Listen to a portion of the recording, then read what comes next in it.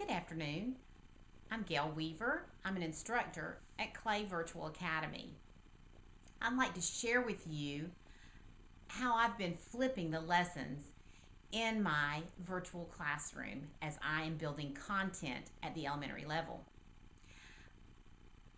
As I go through this demonstration is a flipped lesson for me.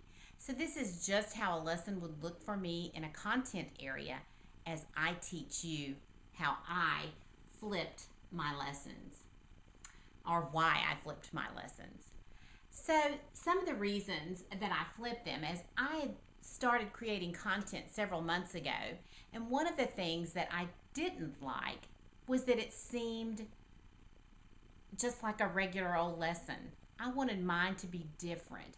I wanted it to be something that might be different than if they were sitting at a desk in a brick and mortar school. And one of the key things that I wanted out of these lessons was to personalize them. I wanted them directly related to my students, what they were learning, and I also wanted them to see the teacher on the other side of that computer out in cyberspace. And I somehow thought that might make them take their class a little bit more seriously. So that was pretty important to me. Another reason that I flipped my lessons was that it allows me or forces me to give clear and concise explanations as I'm teaching this. And students can view them, they can pause them. In fact, I've encouraged them, as you're watching them, pause it, take a note, go back, repeat whatever they need to do to become successful in the concept that's being taught. Again, I've gone over this a couple of times because I think it's so important. This clear, concise, and short lesson. Most of the lessons I try to do are under 10 minutes. Better to have shorter lessons and more of them so that the students stay with that particular topic.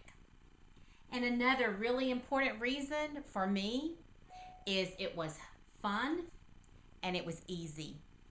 And it's also kind of fun and easy for my students. And I've gotten a lot of positive feedback.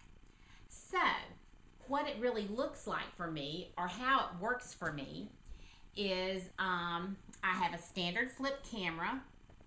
My flip camera happens to have a remote, which is kind of nice. I can sit here and stop it at the end without getting up and moving across the room.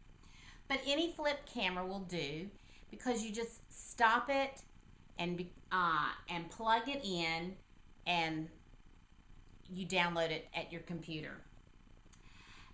I look for key lessons that I'm going to teach. So I want to know, what is it that they can't get simply by reading it online? What would be better for the students to hear a lesson from me? So I look for those key lessons. Then, just as I've done for this, I write out those key points on a whiteboard. I have 3. Sometimes I use all 3. Sometimes I use less, just depending on what I'm trying to teach. Then, when I'm ready, I have everything written out. I get everything set. I click record, and I complete the video in one session. No editing, nothing. I start, and I go, and then I stop. And again, as I said earlier, I try to keep these lessons under 10 minutes. My goal is to just upload these into YouTube. They have to have them under 10 minutes. I think the student's attention span is about that too, and probably yours. So, some lessons that I've learned. I didn't write this on here because I really didn't think about it.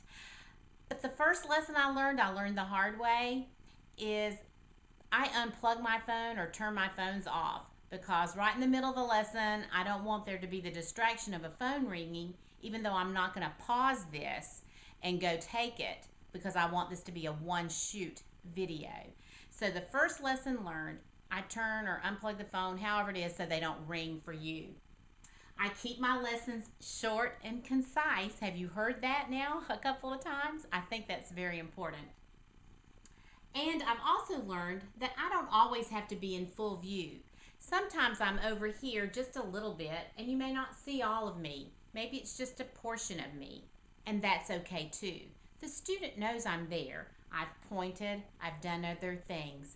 The most important thing is to have this content in view for them.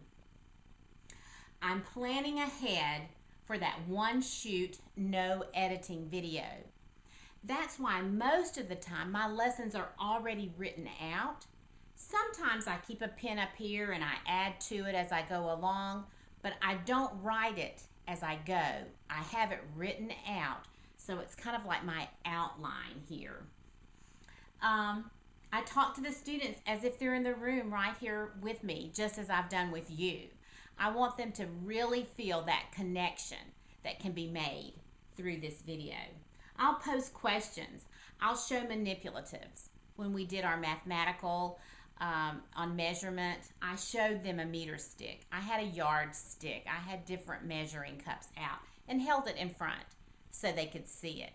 I think that's very, very important. So this is basically how my lesson would go. Talking through it, giving them the key points. Maybe I'd say, oh, pause it here and look at this clearly so they can learn the lesson. I hope that you'll consider flipping some lessons in your virtual school.